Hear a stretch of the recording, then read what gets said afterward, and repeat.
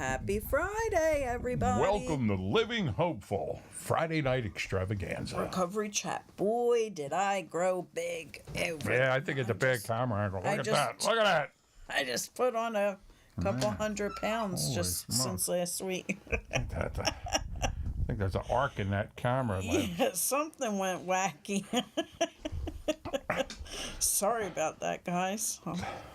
Hope everybody had a great week. We had a good week. We had some really nice weather. I'm enjoying the spring coming in. I hope everybody else is getting a chance to get out there on these nice days and enjoying some time. And I hope for those that are in other parts of the country that they're getting nicer weather and out there enjoying it.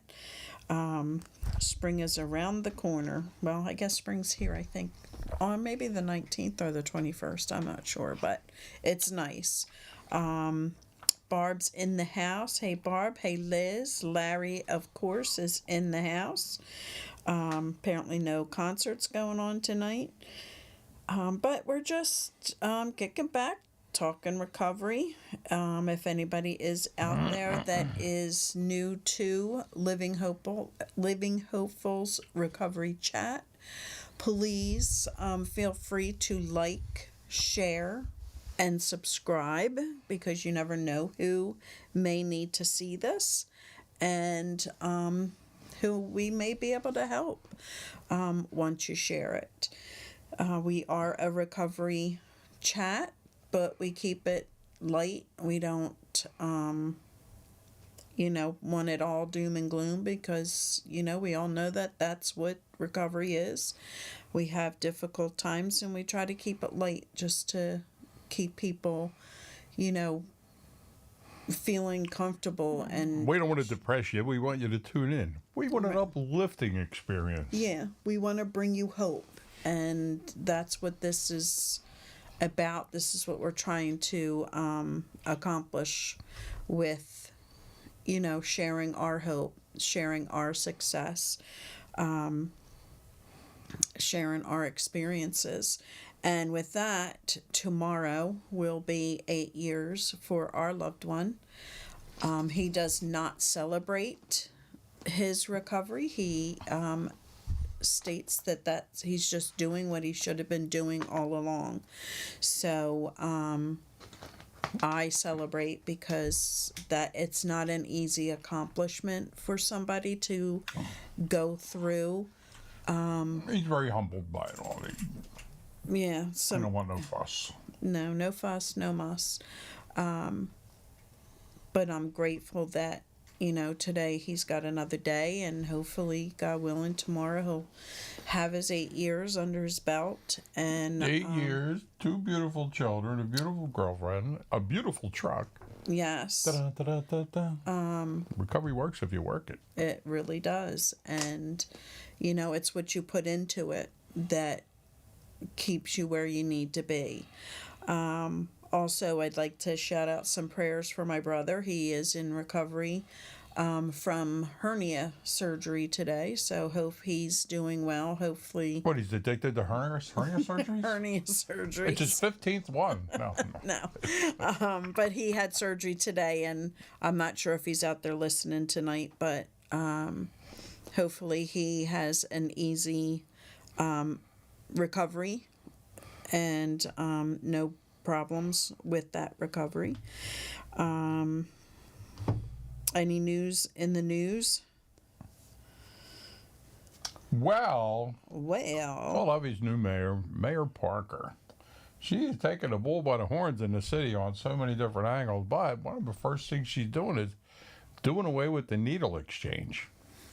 The needle exchange was first implemented in the city during the AIDS epidemic. It was, to stop the spread of AIDS and HIV and stuff. And, as the opioid crisis, the heroin crisis took the city by storm, a lot of these harm reduction organizations, stepped up the game and were, giving out syringes on the street corners and all. That's harm reduction, what it is, but man, she's catching a lot of flack for trying to get rid of that. I mean, Should be interesting. I don't know what her approach is going to be to combating the opioid problem, but to try to take the Kensington section of Philadelphia and take it back, and change it. But I don't know what the plan is to do with all the people that are stuck down there, and there is a lot of people stuck down there. Mm-hmm. I mean a lot. If I was to guess, you would think I was exaggerating, but it's there's a lot of people. Yeah, and it's sad, and it's where do they turn?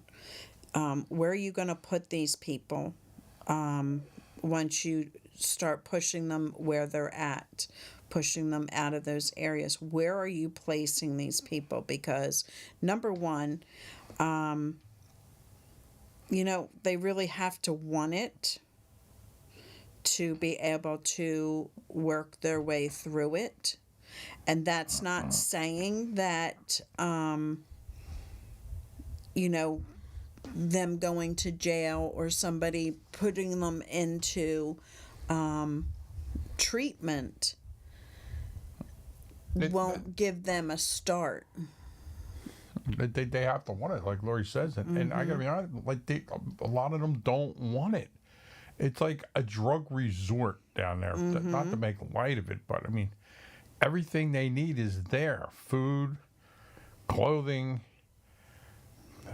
drugs, plenty of drugs. I mean, it's like they don't want to leave. I mean, God, people were giving out tents before. It just became like a whole resort. I mean, people, where they used to just come down to the city, that section, to cop their drugs and then leave, they'd stop leaving. And I seen that 8 years ago starting. Mm-hmm. And getting more and more and more. I mean, crowded down there. It's incredible. Yeah, it's sad. It's really sad to see what is going on down there, what is taking place in the neighborhoods, what the neighbors have to deal with on a daily basis. Oh, the conditions the neighbors had to live under, it's horrible. Mm-hmm. And so many of them have become so used to it. They try to go about their everyday lives. I mean, I look at everybody when I'm down there. I try to take it all in. Like the neighbors out there washing their cars across from McPherson Square, and there's 100 people dipping out right across the street in the park. Mm-hmm. Like right across from you just had to act like it's part of your everyday life, like no big deal. Could you imagine that? Most of you listeners out there, if you walked out your front door and seen 100 people, like stoned out of their mind, dipping out on opiates and heroin, I mean, my God, you'd be on the phone. Oh my God, what's going on? Hey, Dawn. It's like an episode of Walking Dead. Walking Dead, and it really is. Not to make fun of them, but that's what they look that bad. It's horrible. And it's what the drug does to them, and it's sad. The saddest part is the children that have to walk to school, the families that are trying to get their families onto the train to get to church.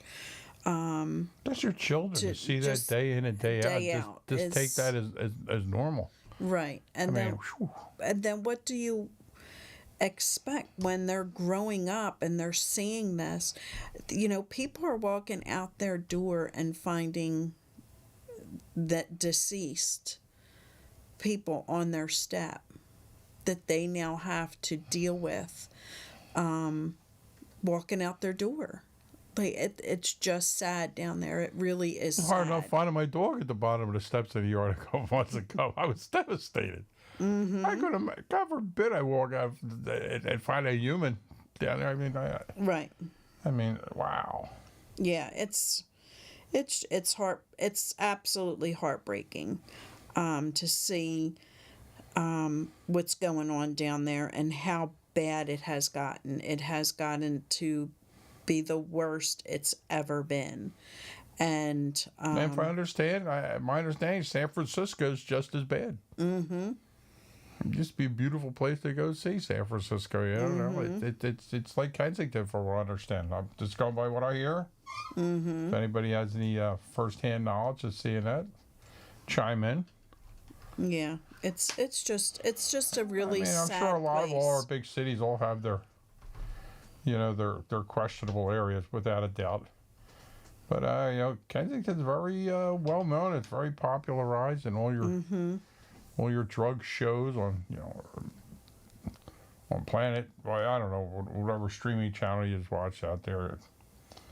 But it's sensationalized. I told you before. I mean, I've said a few times. I ran into a kid one time down there. He looked really out of place. I said, "You got to tell me, what are you doing here? Where are you from?" He's from like Seattle, Washington, out that way. And he's seen on that Geo that the best heroin in the world is on the streets of, and the best heroin in the United States it's on the streets of Philadelphia in a small section called Kensington. So immediately I Googled it. I looked at him. I was on a Greyhound bus. I was there within a week, and I've been stuck here for like over a month. I don't have the money to go home. I don't have the desire to go. It's hard. He goes, it's horrible. It just sucked me right in. Right, and we were having an influx of, I forget where they were coming from, but from another country that, they promised them that they would be going to treatment. They would be going to treatment in equine therapy and massage and meditation, and just giving them the whole, spa treatment recovery. Eric is in the house. Hey, buddy. And then they get here and they're just unleashed on the streets of Philadelphia. Yeah, it's just a setup there. And they're stuck. They don't speak English. They don't have visas to get where they need to be, and they're stuck. And it just breaks my heart to see that this is what's happening in our country, across our country. And nobody has the answer. And it's just heartbreaking. It's heart-wrenching.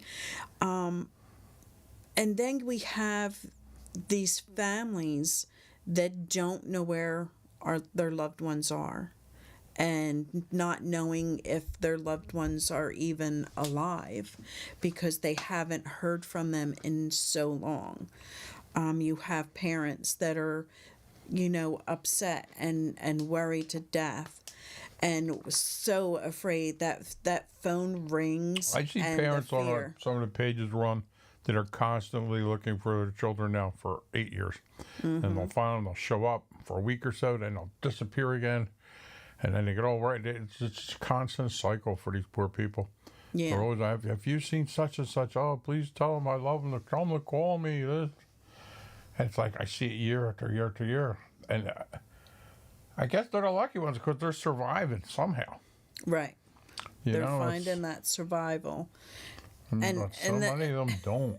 And it's hard. And it's not that they don't want to get better. They don't want to do this.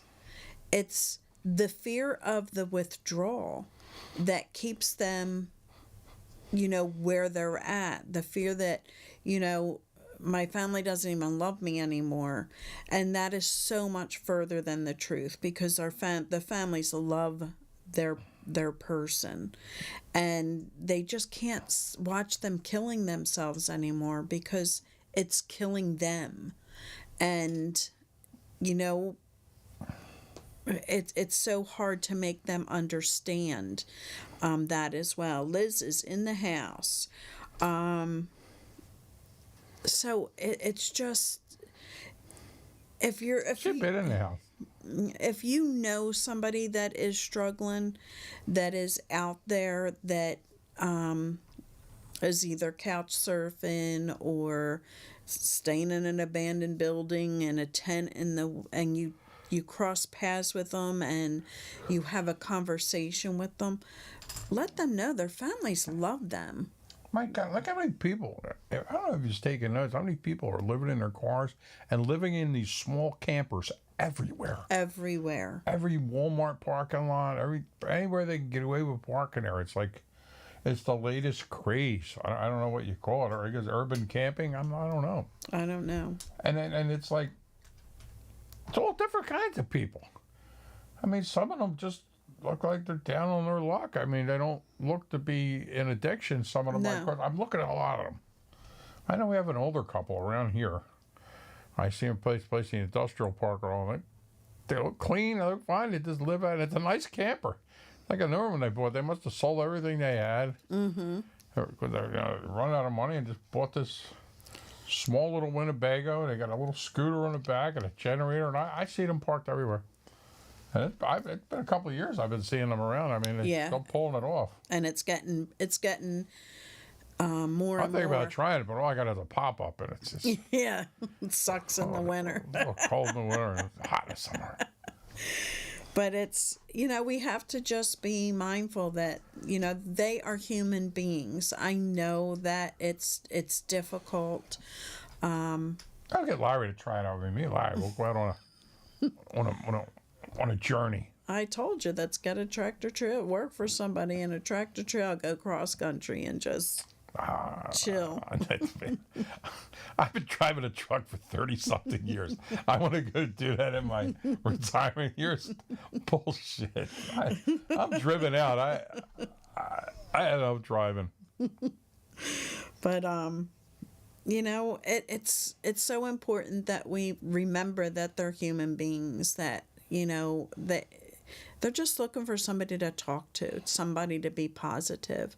And and you have to be careful. You have to be careful of the ones that are out there that are, just so into their addiction that, it could be a little scary, some of them. But for the most part, they want to talk to somebody. They want to feel like they're worthy of a person talking to them, somebody that one of us normies, it's just really sad to see that Pappy and Larry's excellent adventure. We'll document it. We'll be bloggers, Larry. Yeah. What do you think? Yeah. Well, I'm coming. We're going to go see Eric. Maybe we'll pick Eric and take him. We'll grab Eric. We'll have room for him. It'll be like this cross-country journey. The road to recovery and back. But yeah, I mean, it's getting so difficult out there. This xylazine is just causing so many people not to be able to get recovery because of their open sores. It's sad to see how many people are walking around now with lost limbs. Like, they're losing their limbs and then they go right back out. There's a woman that, oh my gosh, my son has a broken hip. He needs a wheelchair. He needs crutches. Like, how's he going to get here, there, and everywhere? And it's like, well, where is he now? Like, is he still in your house? No, he's back down. Well, how did he get there?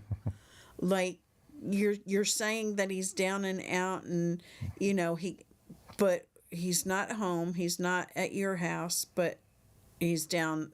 How did he get there? Down the way, as we say around here. Yeah, down the way. Down the way. So they'll do whatever it takes to get their drug of choice, and they'll crawl if they have to. They will find a way to get it, and we just have to see what part we're playing in the continued use, because the more we're doing for them, the longer it's going to take them to realize that I need to stop doing what I'm doing. I can't stop thinking, when you said I'll crawl, it always takes me back to your grandfather down the shore when your grandma went AWOL on us. Mm-hmm. I'm going to look for her. Pop, you can't even walk. I'll crawl, damn it, if I have to. Don't forget that. Oh, my gosh. Yes, it's not good when dementia sets in and I don't know. People go missing. Everybody was upset but Grandma. She was happy to walk when I found her. Oh, hi. It's like 10 blocks down away from the house. Walked up onto the boardwalk. She was going shopping. Yeah. And when you're in a hotel and you're not in a neighborhood that they're used to or surrounding that they're used to, it's scary.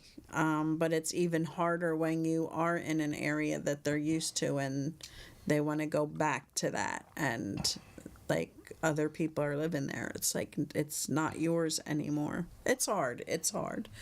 But Right. That's for our other show. okay. We're not talking dementia anymore. No more dementia, not yet. Yeah. I thought you said that before, but you forgot. Yeah. So anybody out there that's struggling, please feel free to pop it into the comments, or give us a call at 267-737-8031. We're just here to share our experiences and share our suggestions. You don't have to take any of the suggestions we throw out there, but if you've tried everything else and nothing else worked, it can't hurt. We've been going through the support process for 8 years and 5 months, and we continue to stay connected. We continue to help those that just need the strength to know that there is hope out there, because without it you don't have anything. You just become a shell, and you hibernate. You don't get out. You isolate. You go to work and you can't even concentrate on your job.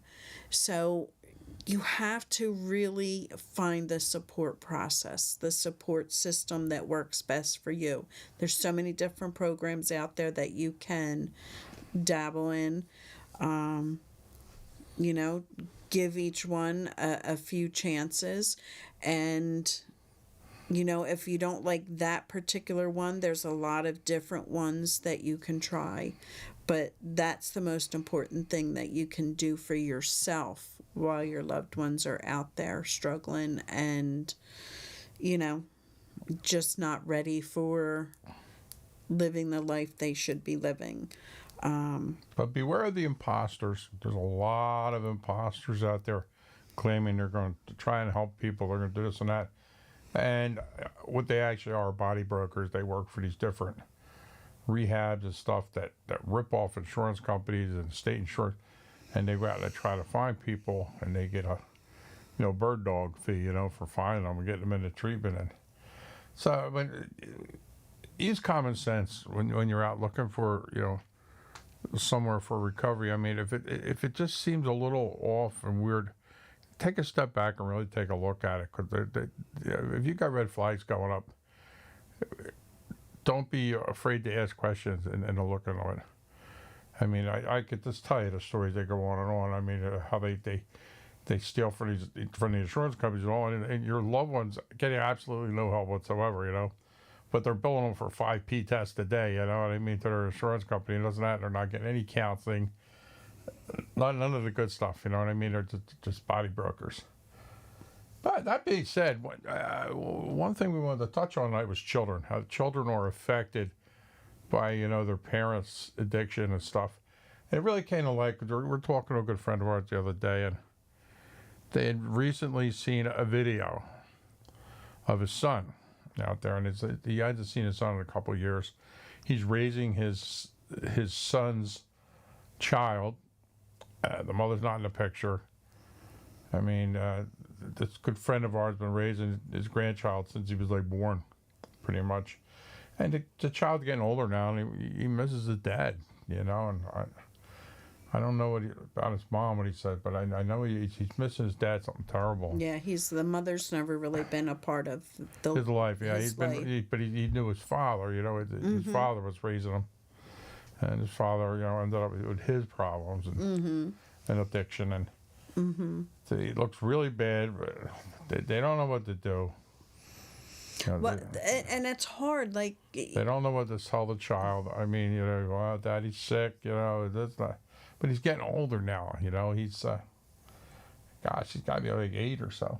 He's inquisitive. He's right, and the children are just the debris field that's left behind, because they just don't know. They don't understand the illness. They don't understand what's going to happen, and it just breaks my heart to see those. But it's just beautiful to see that the grandparents step up and they take care of them if they can. Not everybody has that. Larry, they don't, Philadelphia doesn't even charge if you kill somebody with a weapon, let alone with a fatal overdose. But I hear what you're saying. They've been trying that for years. Philadelphia's got their own sense of law and order. Mm-hmm. I mean, I'm not going to get into the politics of Philadelphia, but it's terrible. They just allow that DA to go on what he does. And I saw that too last night on the news about making it a chargeable murder count. So, and it's hard. So like, if you die from alcohol poisoning, are you going to go after the liquor store clerk that sold you the bottle? I mean, like, right. where does it end? Well, and that's what a lawyer's going to do. They're going to litigate, and they're going to do. And I was in that mindset. They gave it, they sold it to them, and they took it, and they died. However, the deal is our loved ones can be so deep into their addiction that they purchase a large quantity, one to take to keep them well, one to sell so that they can go back and get more when need be. And so they're, it's a very hard spot to be, because it's like my wife buying a big bag of Reese's, some for her and some for the grandchildren, and that big bag sitting there. She's looking at it. You know how the story ends. The grandchildren never even got to see the Reese's cups. They had to go out and buy another bag. I always treat them well. That's the same thing. I mean, you give an addict is out buys a large quantity of their drug of choice. Right. With all the intentions, like they selling to make a profit in order to support their habit. But you're sitting on all that, and you're looking at it. Mm-hmm. And it's not it's not like it's going to scare that user and not do it again and again and again. It's going to do a little more. Right. Because it's not directly them, it's the person that's manufacturing it.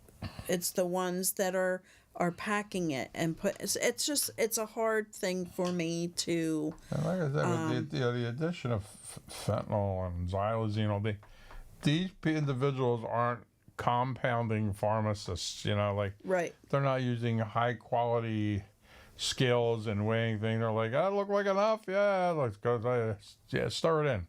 Yeah. I mean, exactly, and that's what they do, and right. And we already have overcrowding in all of our jail systems. That's why they're releasing non-violent users back on the street, because imprisonment isn't the answer to, recovery. Yes, some people have done time and have come out and have been able to, stay in their recovery process. But that's far and few between as well, because sometimes they just open that gate, let them out, and bam, they're right back to where they were, because the family's still not willing to let them back home for, the trauma that they've been through over the years of use. And that in itself is a double-edged sword. Once you're incarcerated, your levels all change on what you can withstand. I mean, as far as dosage-wise. And you're aware of that. Says, well, I'm going to do a little less than I'm accustomed to, and that little less is still too much, and you go into a fatal overdose. I mean, so many people go into a fatal overdose immediately upon release from incarceration. I mean, they get out on the street, they go out, they buy something, and their body just can't withstand it because their levels have changed so much. And even before I dug in for the education piece of it and the understanding of it, I know that our loved one, it was, if I see them coming down the street, I'll run them over. Like, that's where your head goes. But once you start getting into understanding it and getting educated on it, it didn't matter if it was that person, or the next person, Could be another person, or the other person, or was it my loved one that, got that ball rolling for them. Like, so we're always trying to play the blame game, and right. And in all reality, the person to blame is the person suffering the addiction. Right. I mean, it's their.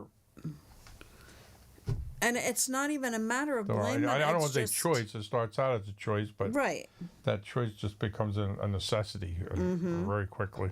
The choice chooses them, and it's just.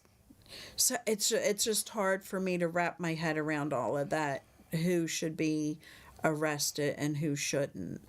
Because we're always looking for a bad guy, right? You know what I mean? To make ourselves feel better. Mm-hmm. I mean, let's be honest. I mean, you love it. See that big kingpin's brought down. Like, yeah, good for him. Maybe rots in hell, the son of a bitch. But it's just so multifaceted. I mean. The big guys rarely ever get caught. It's always the small time guys that kind of move up the ranks a little. That, half of them are supporting their own habits. Right, and that's. And the beat goes on, man. It just goes on and on and on. Because wherever there's that much money to be made, cash money, you can't stop it. Mm-mm. You know what I mean? It's like anything, you'll find someone to replace that guy that got arrested or killed or whatever. There'll always be a replacement for that. Mm-hmm. So I don't know what the answer is. I just know we have a substantial problem. And, with the addition of fentanyl and xylazine, now we're just losing. My God, so many people. It's like, it's not even just people getting high. People are dying left and right, man. It's like it's. And I'm going to get political, but I swear it's just China's master plan. It really is to just affect our whole being. Yes. Wipe out half our population with Absolutely. it. I mean, it's crazy. Absolutely. It's hard to find a family that's not affected by addiction in some way, and especially opiates. Really, there's it's becoming hard to find a family that doesn't have a direct connection with somebody within their their family that's affected by drugs and or alcohol. But I mean. Alcohol still kills more people than anything, but like I always say, it just takes a lot longer to get to that point, and eventually, if it's not treated, it'll kill you. Right. But the fentanyl, oh my God, it's like one time, boom. Right. You don't know what you're getting. I mean, all this counterfeit pills are pressed and stuff. Just one time, my God, you could just lose your life just because you just wanted to party a little something, or you try something new. And the alcoholic, which bartender do you charge because you had a fatal accident, or which liquor store do you charge with murder when it's just I don't know. It's just the gun dealers. The guy buys a gun, he goes and God forbid he kills himself. They're all over. They want to charge the person that sold them the gun. Like, oh, did you do the right test? That nobody checked his mental capacity. But like, we're looking for a bad guy. Yeah. We're looking for somebody dependent on to make us feel better. I mean, to make us feel like we've done something. We can't stop people from doing what they want to do. Sadly enough, I mean, and like we always sit there and we don't understand why they do this shit. They know what's going to happen. Why they keep doing the same shit over and over and over again. And I always tell people, especially new people in the parent group, I say, you always got to remember, you're looking at this with a healthy brain. An addict doesn't have a healthy brain, and they're processing things a whole lot different than you are. That's why you'll never understand their actions ever, because you're looking at it with a healthy, functioning brain. That's why it makes no sense to you. I hope that helps some people. I mean, that's so hard for some people to figure why. So I'm like, God, they had everything, you know. Why would they take this avenue? Why would they do this, knowing what's going to happen? And seriously, the effect that it has on the brain, that you can literally walk away from your child and you love them, you want to be in their lives, but the drug just takes over and it hijacks you. It kidnaps you from your family, from your children. You're not experiencing the same emotions and all as everyone else. I mean, so you're not feeling that overwhelming guilt like you would think they would. It's just not there. They're just not fostering them emotions. Their brain's not letting them. And then when they have some sort of clarity and their brain is getting, you know, better, then the guilt and the remorse and all might sit in when they're on that pink cloud. Yeah. Which, you know, affects a lot of people. I mean, very early in their sobriety. Yeah. I mean, you'll see this miraculous change in them all of a sudden. Like, oh my God. And like Lori said, now all of a sudden these emotions come rushing in. It creates more depression and stuff. So what does that do? It ends up leading you back to square one again. It's just this vicious cycle that's so hard to break on so many avenues. I mean, it's so hard to break. But it can be done. It's not impossible. It takes a lot of work, a lot of devotion. But it does. But the outcome the rewards are well worth the efforts. I mean, it really are. I mean, you know, to get your life back. I mean, what better thing to get back on track and to have a regular, normal life again. You know, that you're so elated and you're so excited about it. I mean, I get so many friends I made through recovery. I just love to watch them tell their story. They start gushing. You know what I mean? Like, I never thought this was possible. And it's just like, I'm happier now than I ever was. Right. That's one always gets me. I'm happier now than I ever was even before I, you know, became even addicted. before, yeah. And it's amazing to see the transformation of somebody that's working the program and putting their all into it, the gratitude, the willingness to, you know, be there for somebody else that is early into that recovery and helping them, you know, through their steps if that's the path they've chosen for themselves, to, you know, share with them their experiences so that people can, you know that, oh, I was in the same boat, I did the same things, and look at them now. You know, I want that for myself. I mean, we have a good friend of ours in recovery. His name's John. He don't mind me talking about his story and all. And we hang out a lot here. There he comes to all the dances, and we were just out at a St. Patty's Day thing last week, and we're all talking. And he just posted on his thing there. He just made Employee of the Month at work. And that's a guy that had lost his job at what he did, and he has a real technical job. I mean, repairs specialized equipment, right. You know. He's lost everything. He lost everything, and somebody took a chance on him. They seen he was made a change in his life and all. His brother went to bat for him to get the job too, and he got his job back in the same field with a different company. And man, he just made Employee of the Month. And if you've seen the testimonial from his employer, it's like he goes above and beyond. The customers love him. I mean, he volunteers for every weekend that they need somebody this and that. It goes the extra mile for the customers, and the customers just can't talk enough about him. And that's the same guy I see all the time now. I mean, he's so grateful, and I mean, he was hardcore too, man. I ran into him by accident down in Kensington at the last stop, by accident. I mean, he's from the neighborhood, and I know him, you know, kind of growing up. I mean, I was already kind of grown up, but, you know, I probably met him in my 20s. Now I'm in my 60s. And he was always a good guy then. I never knew really what happened to him. He just kind of disappeared. I figured he moved away or this and that. And I ran into him down the last stop. And the last stop is a hardcore recovery place down in Kensington. They're old school, man. No comfort drugs there. I mean, you're on the floor with a mattress, this and that, and sweating it out, eating broth, and I mean, there's a lot of, they help a lot of people. And he is so grateful to this day. I'll tell you, he's the happiest guy to be around.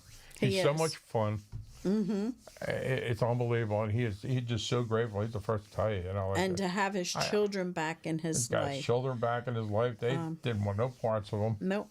I was out with him last night, actually, at bingo, and he brought his daughter, and just. These are the things that you get back. You listen to Larry's story, how he got back his relationship with his children that he had lost for such a long time. It's a beautiful, beautiful. Oh, just to see Larry tell a story, you just see his face light up, and when he talks about his kids, he just becomes so pumped. Mm-hmm. And they're not young children; they're adults. They're adults. And I look at these grandparents. There's so much help out for grandparents now because of this epidemic with the drug and there's use. So many grandparents raising their grandchildren. Mm-hmm. I mean, either the parents are incarcerated or deceased. I mean, you lived your whole life. You raised your kids. Now you're raising your children's children. I mean, starting all over again.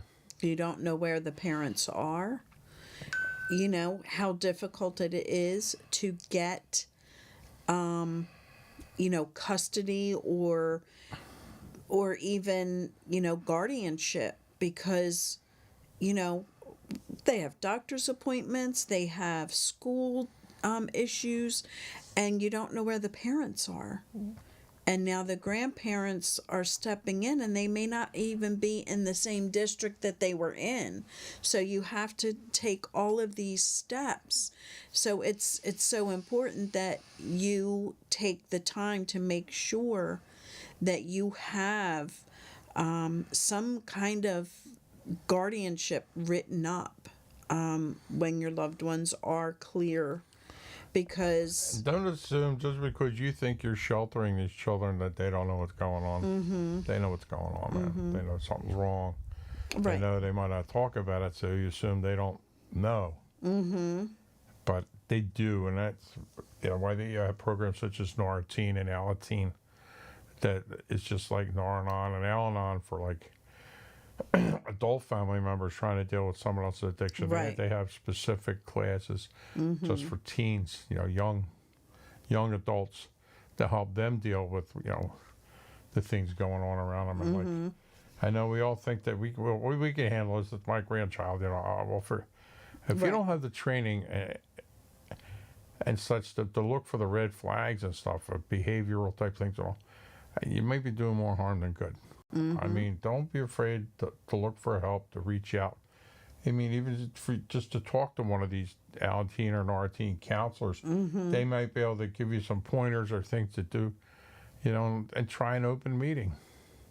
I mean, because, our children are our future, man. They're our thinkers and decision makers of tomorrow. And we'll be changing our diapers. And we're losing so many young adults to addiction. I mean, these are all thinkers and decision makers. Yeah. For us, I mean, we're going to be doomed as a society if we don't address this in a positive manner. And I'm not just being over exaggerated. I mean, I see it. I've seen how much it's escalated in the last 8 years. I mean, oh my God. I mean, when I took a hiatus from doing outreach and we started working with family members and all, and just to take a trip back down the way, just a drive-by, I said, oh my God, it's gotten so much worse. Who thought it could get any worse? Yeah, you oh never thought it could get worse. I mean, what next? People just going to run around on fire? I don't know. I mean, it's... If they're not doing that already, it's... Oh, my God, they just sink to an even lower low and become even more desperate. Yeah. And out of desperation, I mean, it just... It's sad today. It's with the drugs that are there today are just... It's devastating. It's it's just heart-wrenching to watch some of these things.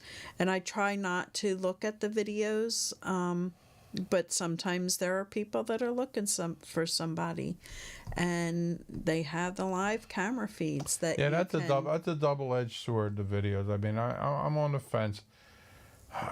But so many do it for just the wrong reasons. They're exploiting these individuals just for viewership. Yeah, these people that are going down there and like these people, man, when you do get straight and these videos surface, oh my God, you're so embarrassed and mortified. People are exploiting you at your lowest of lows. Because you can't go up and ask them, do you mind if I videotape you? They don't have the mindset to say yes or no. Right. They don't even know what they're saying yes to.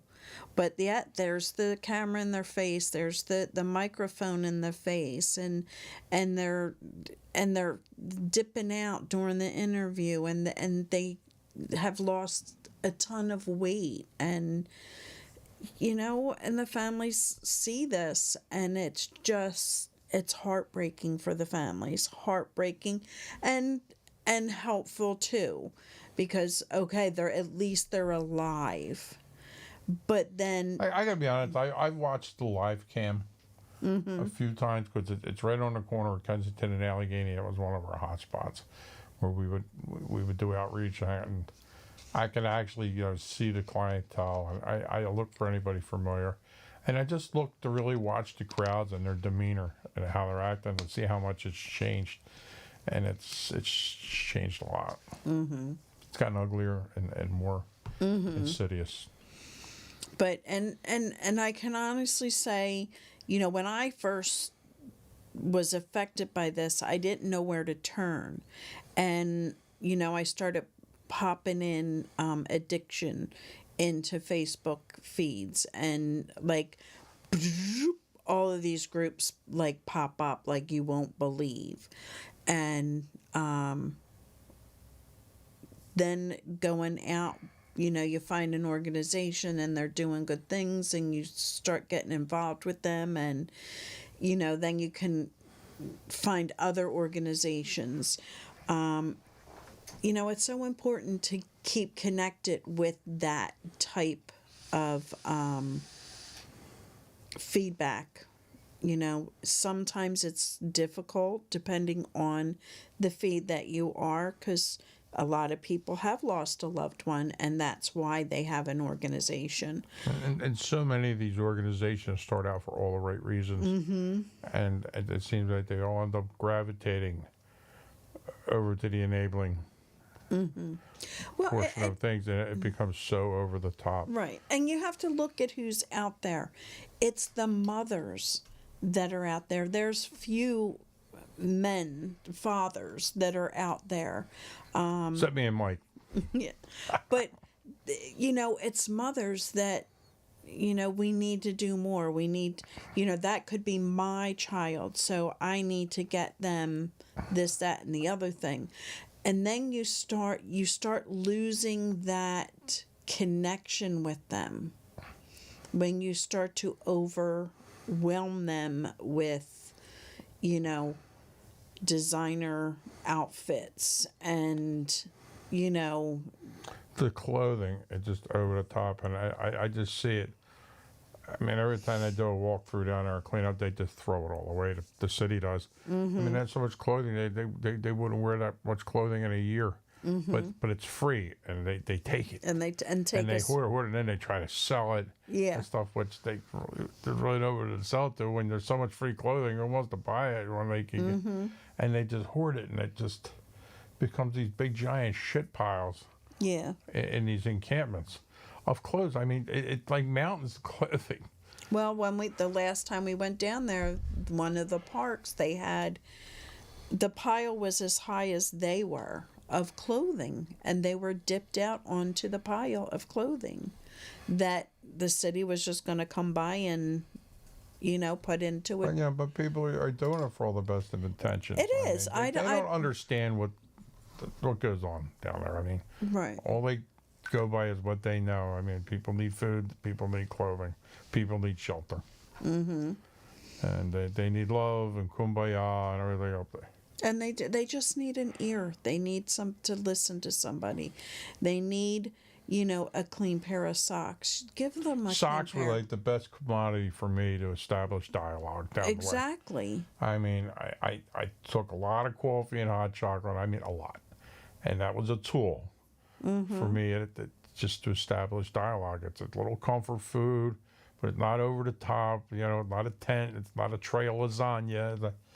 Right. Coffee, hot chocolate, and I made great coffee. I had better coffee, I was told, than any place you could buy down in Kensington. I made my coffee strong, the way coffee's supposed to be. I made my hot chocolate strong with a lot of mix. I have to say the hot chocolate was banging. A lot of mix, like you would make it for yourself. People were blown away by that. I was the coffee guy. But, I mean, these are great tools. And socks, my God, people need socks. I mean, they don't need 10 pair of jeans, but they wear socks until they fall apart. It's horrible, and they're always on their feet. So lots of sores, and they wear shoes out because they're always moving, always. I mean, they're like nomadic tribesmen. I used to always call them. They just wear the sole sore on their shoes. It's incredible, but that's what they need. And I used to make a positive thing out of it. I used to have some fun with them. I would joke with them. I would talk to them. I'd befriend them. They would know my story. I would know theirs.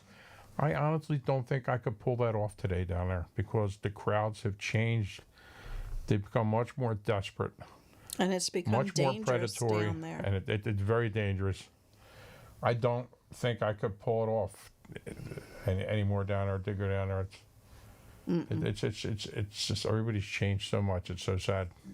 Yeah, it's scary. It's gotten so scary.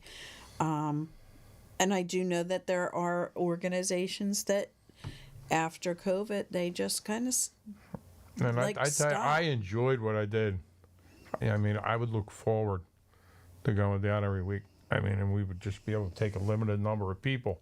That was by our bylaws with the organization I was with. We're only allowed X amount of people because you don't want to overwhelm the people down there and for insurance purposes and everything else. And we would have to fight to get in when they would post it to be able to go out. You know what I mean? Because it would fill up so fast.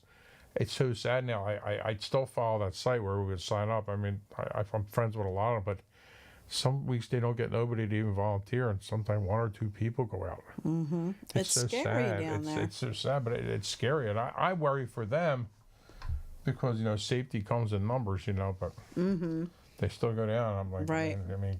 God be with you guys. Yeah, and you do.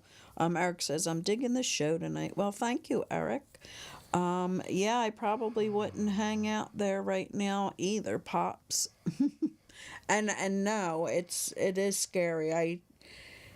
I just, and it just breaks my heart to see that they're going to come in and they're going to, clean it out, but there's nowhere for them to go.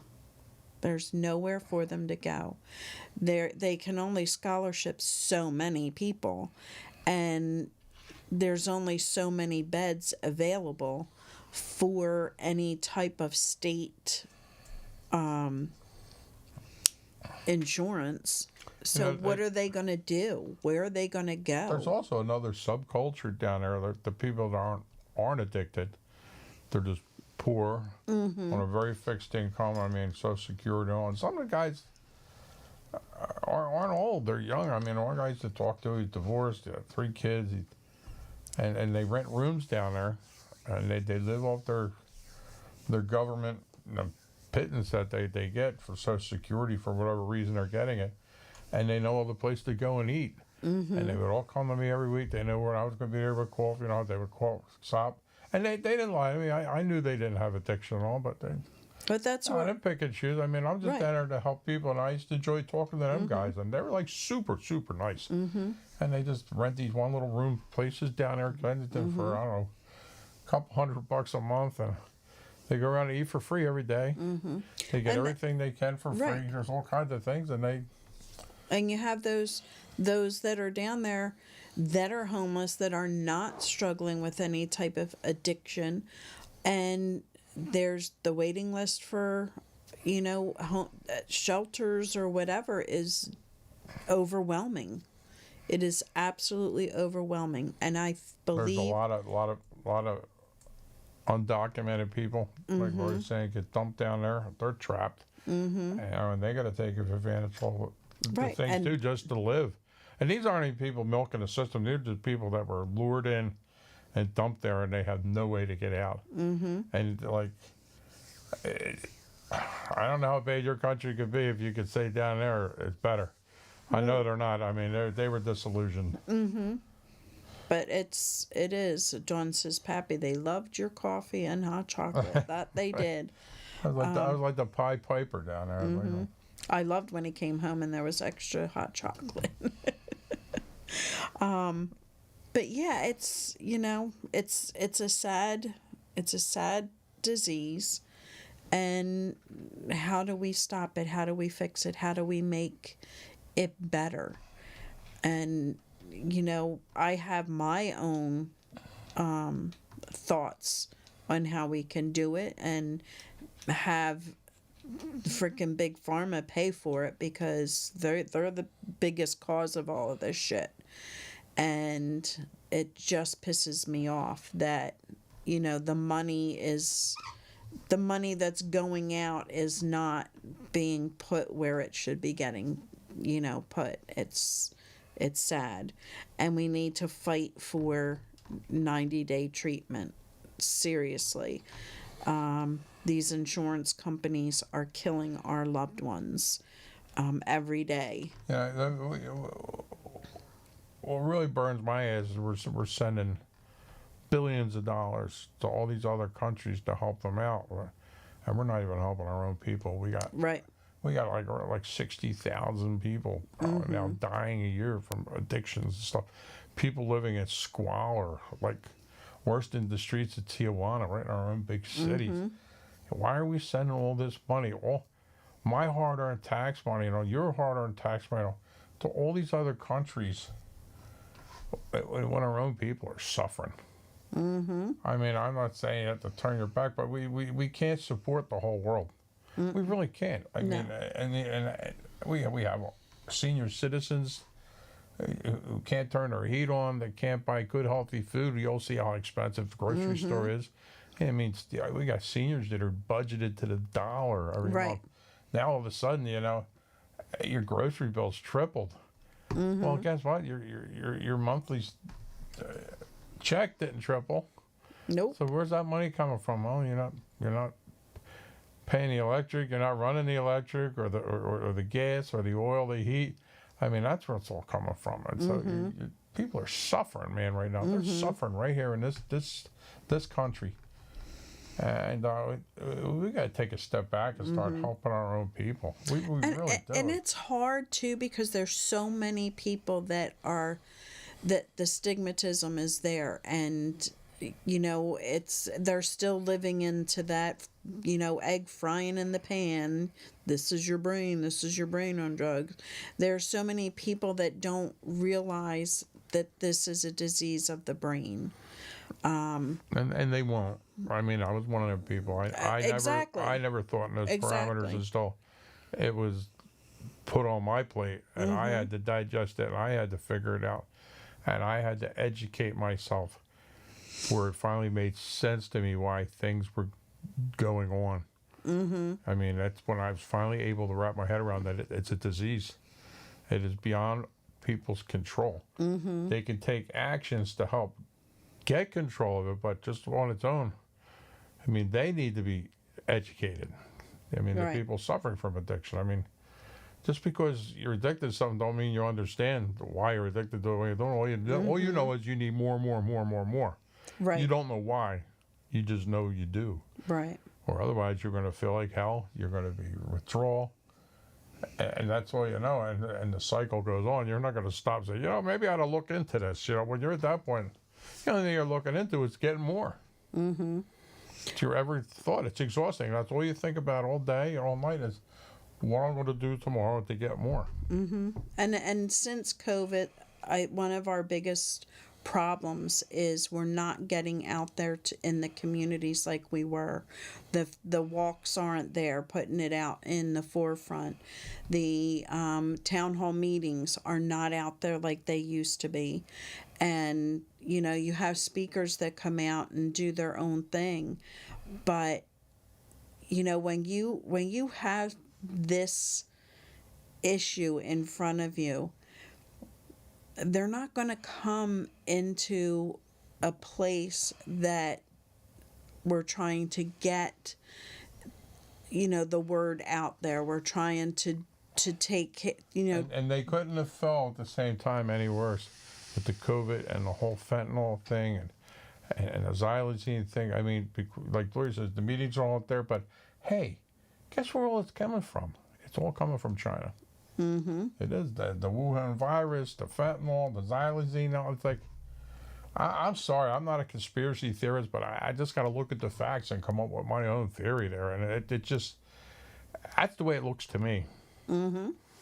I mean, we're on the precipice of like World War III. I don't know if people realize that. I'm not getting political or doomsday, but people don't realize the severity of what this country is up against right now.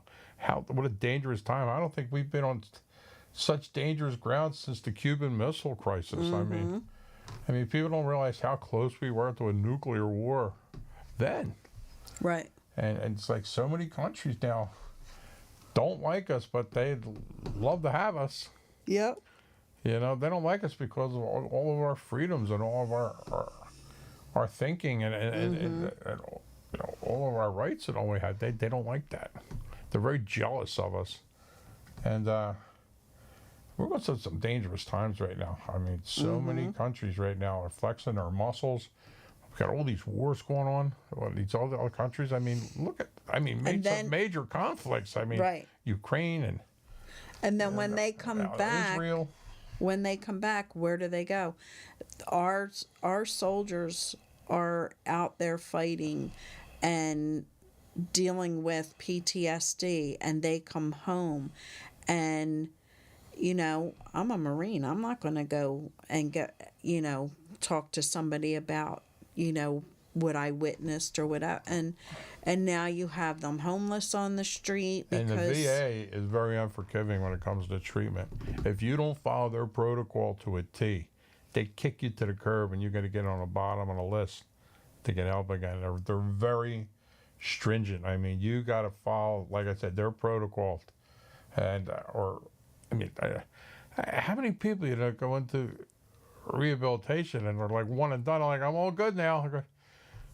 I mean, so many of us make bad decisions, you know, when we first go into recovery. There's so many vets. It's so sad. These vets, man, are like reduced to nothing. I mean, a lot of the guys I talked with down there were vets. They were union guys that had great jobs. I mean, everybody assumes you see those poor individuals down there. Like, you think they had such a hard life, you know, with but they didn't. Most of them, they had great lives, right? Until they got hijacked by opiates and alcohol and everything on top. And I've shared this before. 85% when we started out with, you know, trying to get educated, 85% of those out there that suffered from addiction, and this was just the ones that they actually talked to, 85% started with a doctor's prescription, because they're not reading that 500-page microscopic pamphlet. My doctor said, take this, and who are we going to trust? Our doctor. And that's why they make it so small. They know you're not going to read it, and that's a disclaimer. That's to get them off the hook. Exactly. Something happens. Well, you didn't read the pamphlet. Well, I didn't read the bottle either that said, you know, don't drive or don't operate heavy equipment. I'm in pain. I'm in agony. My doctor told me this will work. And, you know, until you get out of that pain, you're taking the medication and you're starting the medication as directed. But if you have an addictive brain, that euphoric feeling fades, and then you need that extra dose. And there's so many people out there living that life right now. They think that medication is helping them. And yeah, I mean, and you'll realize that once you talk to enough people and you hear the similarities in their stories and such, you can start putting the pieces of the puzzle together and say, man, there's a serious flaw to all this, sir. And I always said that about the doctor shop. And I said, these people, I mean, they get a 30-day supply, and next thing you know, it's lasting them 2 weeks. Now it's only lasting them a week. They're not going to have enough, so then they go get another doctor. I said, where does this end? This is madness. And then, lo and behold, like a few years later, they put this whole new moratorium on doctor shopping where these pharmacies are all interconnected. Now they could tell, well, why wasn't this in effect all along with prescription drugs, you know? I mean, I knew guys that were doctor shopping back in the early 80s with Quaaludes. I mean, they would go to 3-4 different doctors a month. They were professional patients. I had guys that lived next door to me. They used to call themselves professional patients. They would just go from doctor, quack doctor, and get prescription. I mean, and they're going to pharmacies with legitimate prescriptions. Like, but nobody's putting two together and see, like, this guy's getting, you know, like 100 Quaaludes a month. I mean, that makes sense to me then. And now I see that with the people with the painkillers, with the Percocets and all. I mean, all your contractors, or guys getting hurt, they're all on Percocets. They call them workocets. So they can get them to go to work the next day, keep working. They're not going to be able to take a month off to heal. I mean, a lot of these guys are under the table or this and that. You know what I mean? Like, not every contractor is a union guy with, like, great medical and this and that. Right. You know, and next thing you know, they're not lasting because you need more to get to where you need to be, pain-free or whatever, and not even realize there's an underlying addiction now going on where your body's craving these opiates because, you know, we all know opiates don't heal the pain. They just mask how the brain perceives the pain. The underlying issue is still there. You know, the worn-out joint in your knee or this, you know what I mean? It's still there. It's not healing that. Right. And I'm not addicted to it. I am, I can't think of the word. It just went out of my head. You know, they're dependent on it because, you know, they feel that the pain isn't bad when they take it. Well, you take it and, you know, these opiates, you know, it keeps you on a level for so long before you have to jump up another milligram to make it to get back to where it, you know, you weren't feeling the pain. You didn't think you were feeling the pain. And then up and up and up. And now you're getting a whole other pain now because of the withdrawal. Constipation. So now you're feeling more nerve pain. I was going to say, now you're feeling more crappy, and you said constipation at the same time. They almost collided right there. But you know, that's just adding to how bad you feel. I mean, the withdrawal on top of the actual pain itself. So what do? You can take another one.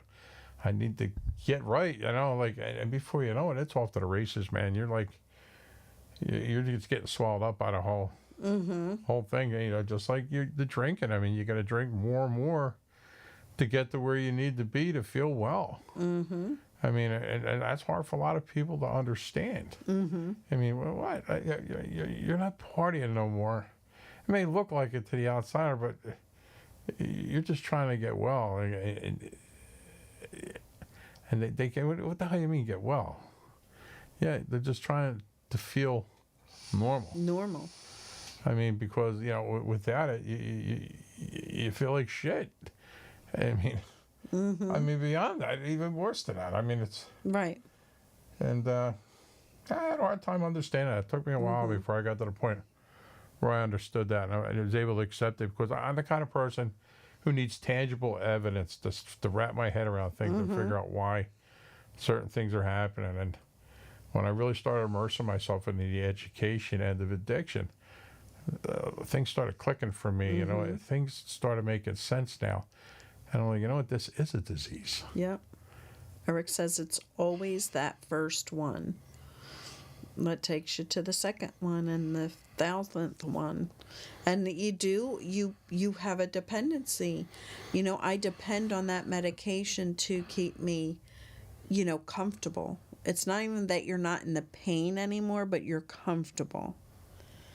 And, I'm not addicted, I'm dependent. Well, look up dependent and addicted. And with so many underlying issues of mental illness, which many, I'd say more than half of people, who have a really serious addiction have an underlying depression or some kind of mental anxiety type thing that coincides with their chemical dependency. And I've heard so many people say, it wasn't until I started experimenting with this that I finally felt like I fit in. I've heard that exact phrase. I couldn't tell you how many times. Because I never really felt like I fit in with society. Something was always off. I mean, and that's like clinical depression and stuff. So now you numb that, and now you're not feeling the effects of it because now your brain chemistry is so obscured. I mean, you're not fostering those emotions. I go back to that again. So you're not feeling that guilt and depression because you're just so numbed. Your brain's just firing off. Your dopamine levels are going crazy. I had one of our facilitators told us, he said, "Hey, Betty, yeah." That methamphetamine users have the same off-the-chart dopamine levels in their brain as schizophrenics. I don't know. I mean, well, your dopamine is supposed to be like here or normal. Theirs is like up here. I mean, it's insane. I said, wow, that's incredible. And if you're only getting the one thing treated and not both, you're just treading water, man. It's like you got to address both issues to be successful in Eric treating says, your addiction. I was a slave many years ago to Vicodin. Vicodin was really big years ago, yeah. And it was way overprescribed. And I pull a tooth out here. Here's a bottle with 60 15, days. whatever, Vicodin. I had a wisdom tooth pulled out. That's a true story. I was like, and I'm in my tractor trailer, and I had to go to an oral surgeon because my dentist said, I can't touch that. They use hit different nerves and all with the needle. I go to this oral surgeon. I park my tractor trailer across the street in a Kmart parking lot. I walk across the street to the oral surgeon. Boom, boom. This guy hits me with a needle. My God, it was like this big. It not only numbed my whole side of my face, it numbed the whole side of my body. I felt like I had a friggin' stroke. I'm like, is somebody here to pick you up? And I go, no, man, I got my truck. So he gives me this prescription for this Vicodin. I'm not taking a Vicodin. So I struggled through the day. I get in my truck, and then the feeling came back to the right side of my body eventually. But I got these Vicodin. Well, I took one of them, and oh my God, I got nauseous. I got very ill. It just really reacted with me weird. I mean, and that's the difference between addiction and. But the camera you might not notice, but I'm a pretty full-figured guy, and I just took this one little Vicodin thing. Oh my God, I didn't like it. I got very ill. I did. But yeah, some people, man. Yeah, give me them. I'll take them. I'll take these all day long. Like, oh my God. No, I can't. And I'm the same way. My body reacts horrible to any medication, but. When I was first diagnosed with the fibromyalgia, they gave me we used to call it the good stuff. And now that drives me crazy because, I know what the good stuff can cause to a person. Like it in, and Eric, you're old enough to remember. How about Valium? Everybody's taking Valium in the 70s, late 60s. Valium and Darvocet. All of those damn weight. Mother's little helper, Yeah. Like, Mom's a little stressed out. You gotta take her little Valium there to take the edge off. I mean, you can't just take these things when needed. No. They're not aspirins. No. You gotta get it in your system a lot. Like, oh my gosh. Yeah, it's scary out there. It's, and when you're in excruciating pain, you don't care about anything. You are going to listen to your doctor, because your doctor is, a professional. And, you have to read those bottles, because those bottles, they're not messing around. And I'm just grateful that they make me so ill that I don't want to take them. So I'm grateful for that. Where somebody that takes the medication that has the addictive brain, they're not feeling that nausea and that just horrible feeling. They're euphoric. They're No, everybody's different. Talwin. What's Talwin? Talwin? I guess that's another painkiller back in the day. I don't recognize that one, but I'm Eric sure. must be much older than we are. I heard he has a 4-digit social security number. Larry's got 5. Yeah. But there's, and it's, I depend on that medication to help me through the day. Like, okay, but dependency is what? It's just what it is. You're dependent on it, because if you don't take it, you're going to feel the pain and you're going to be sick as a dog. 5.5. With numbers. Let's have a little fun at my friend's expense. Yes. So is anybody out there struggling? We have 15 minutes left. If you are, please feel free to give us a call in or pop it into the chat, because we don't want to, Right, not us. Reach out to somebody. I mean, if you're struggling, you have a hard time, reach out to your sponsor, reach out to a friend that understands your situation. You don't have to live alone in all this, man. You really don't. And you are not alone. And, especially people like us, you're not inconveniencing us. We're not thinking any less of you. I mean, we're here to help you any way we can. As long as it's not financially, we can help you. Right, exactly. I mean, if it's like $5, $5 don't even get you a cup of coffee anymore. I'm telling you. Nope. Look at the tasty cakes. My gosh, I was stopping. I got a smoothie on the way home, and I'm in the Bodega, which everything's usually very cheaper there than everywhere else down by work. And my God, tasty cakes were $1.75 a piece. Oh, it's just, and they're this big now. $1.75. It's a mouthful. It's not. I used to go in there. They used to always have specials. Not that long ago. The pies might not be as fresh as they always were. I mean, the tasty cakes, but you get like 2 for $1 specials. Oh yeah. I could tough it out if it's just a little crispier Those than normal. specials are far and few between anymore. Oh my God, that's the truth. It is. But it wasn't that long ago. I mean, the Bodega, like I said, his prices were always cheaper, because it's good. They don't charge tax and stuff or none of that kind of fancy stuff on things. It's like, it's the Bodega. But got great smoothies though. They just added smoothies. I think I'm having a smoothie addiction. That really is. Yeah, I know. They're awesome. We would go to the Rainbow, and they're not crazy expensive like at the Smoothie King, where it was $8-9 for a smoothie. I mean, they're much more reasonable. Oh, it's pronounced Talwin. It was a strong sedative. There we go. Yeah.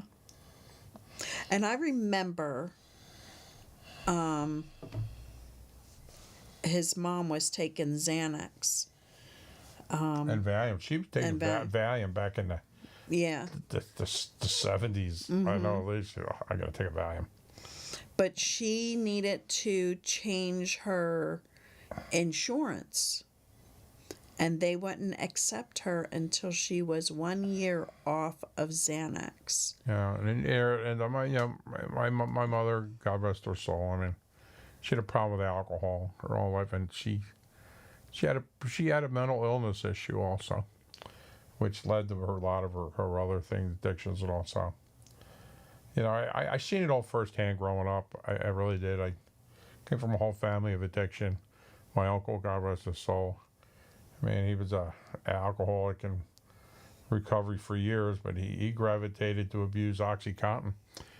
He got hurt at the Navy Yard and they were prescribed to him, and I ain't drinking no more, but he's taking these OxyContin, for like 20 years, I think it was. I'm serious, not to make fun of it, but they were never designed to be taken for that long. He was one of the people that were like crushing them up, and they had to reformulate them. I don't know if anybody remembers that. Yeah. Because they were time released, but they would crush them up, and it would hit you all at once. He was crushing them things up and eating them, snorting them. I don't know what the hell he's doing with them. And he smoked marijuana like there was no tomorrow, but he wasn't drinking. So I remember he'd drive me to school. He had this really cool pickup truck, hot rod, an old Chevy. And oh my God, he'd be smoking next to me. I'd walk into school stinking like a friggin' bong.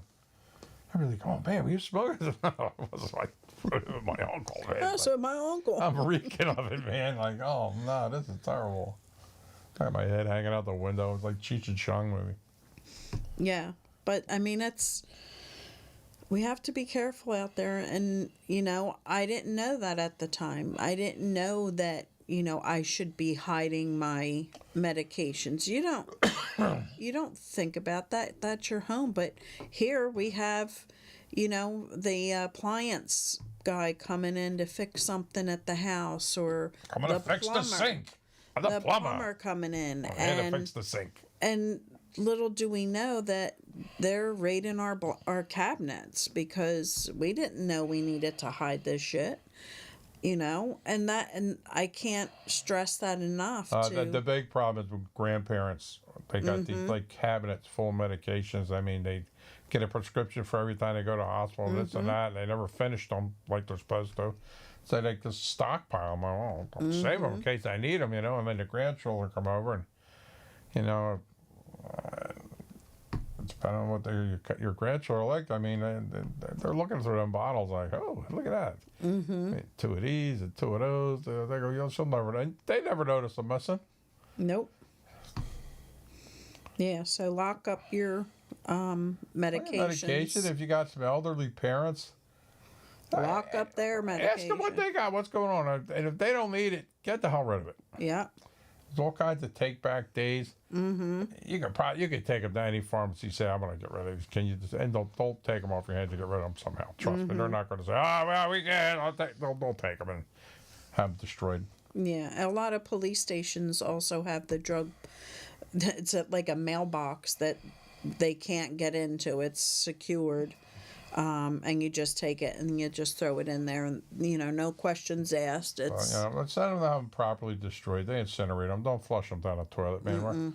Our water supply is tainted with so much stuff. I was really thinking the other day, there was so much blood pressure medication in our waterways just from us excreting it from our body, because so many Americans are on blood pressure medicine. So, when you urinate, this excess blood pressure comes out, and it's in the water supply. And how long I get people flushing it and all too. It's like, hey, you don't think about all that, It's just some food for thought.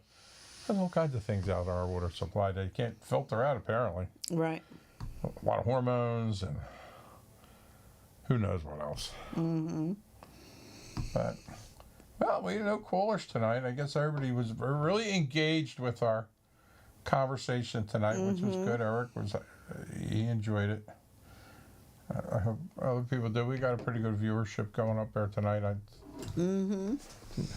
So we're still looking for topics to follow to make it more interesting, more engaging. We're trying to stop with the redundancies. We're trying. And, I know I talk a lot about my outreach and all, but that's very special to me, and I really miss doing it. So I bring it up a lot. It might be getting a little redundant, but I just try to put a real spin on what it's like, because just watching television and reports and all, it barely scratches the surface on what a situation is like in our communities, in our cities, with these areas like Kensington or San Francisco, how bad it is. If you haven't been there or experienced it, you can't believe how bad it is. And Right. I don't exaggerate. I'm not a wishy-washy person. You can't believe you're in the United States. It's like walking into a third world country. It's that bad.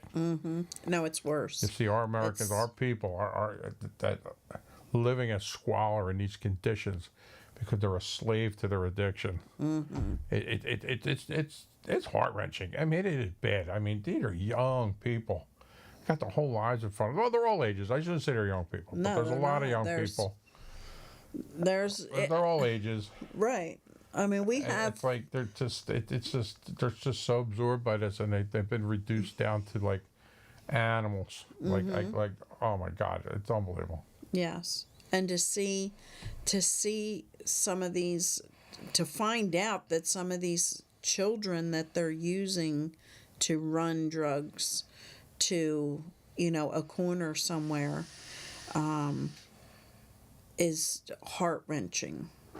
I can't even, that's just so disgusting to me. It's, how can you do that to a child? And we need to. It's just amazing to see the sidewalks littered with syringes, man, everywhere. And if you do have any information on any type of event going on that is trying to get the word out and educate the communities, please put it on to my Facebook page, Living we'll Hopeful. Promote it, we'll pass the word. And anybody that is here in this area, Bensalem, Living is doing their family support this Wednesday coming. And when we're not, we do every other week. And when we're not there, then we have the family education on the opposite Wednesday. And if you are somebody that has somebody struggling, please try and get educated and see where you can help yourself do what's needed for you. And it'll also help your loved one. I mean, a lot of you say, "How I gotta get educated for? I'm not the one with the problem." Right. You are, because it's a family problem. It's a family disease. Illness. It is. Everybody is affected by your loved ones. Addictive behaviors and their addiction. So let's give it a shot. Give it a try. It'll really help you out there. Just we all got to educate ourselves. Even those of you out there that are suffering from addiction yourselves. I mean, it don't hurt to educate yourself. It'll help you understand why you're doing some of the things you're doing and why you can't stop. Instead of just saying, I can't stop. It won't hurt to know why you can't stop. Educate yourself. And it might be able to help Change your life, man. Get your life back. I mean, it's possible. And like I said, it's not easy, but it's doable. And it's worth the effort. Every bit of it. Every bit of it. And if you are if you do go to treatment or you're in early recovery and a lot of it's due to trauma, please look for a therapist, a trauma therapist that specializes in addiction as well. That's what's absolutely needed because the rehabs are helping you. Eric, that sounds like a Mad Max movie to me. That's the premise of the new Mad Max movie. Yes. They'll be peddling drugs and computers. And I'm telling you that it's just feels like that's where we're headed right now. But, reach out to a therapist. Make sure that, when you come out of there that you are dealing with that underlying trauma or the trauma that you saw while you were out there using. You need to get that taken care of as well. Or that can be something that leads you right back to what you worked so hard to get past. So just, food for thought. That's so truly needed. and they don't really express that, so make sure you're taking care of both ends of that. Well, happy Friday. Coming up on that time of the night. And happy St. Patty's Day is Sunday. Hope everybody, can stay sober. If you're struggling, call your sponsor, call your numbers. We will be back here next Friday. It's one of the big challenging weekends. Yeah. Gang, so be strong. Yes. People's, places, and things. I mean, and if you don't think you're strong enough yet, I won't be going out celebrating with our friends in places, especially if you're early in your recovery. It's just a recipe for disaster. Yeah. So that being said, man, we appreciate everybody tuning in tonight. We're trying to keep it real tonight. Mm-hmm. And like I always say, recovery works if you work it. Peace out, everybody. Love you. Good night, gang. Thank you so much. Be safe.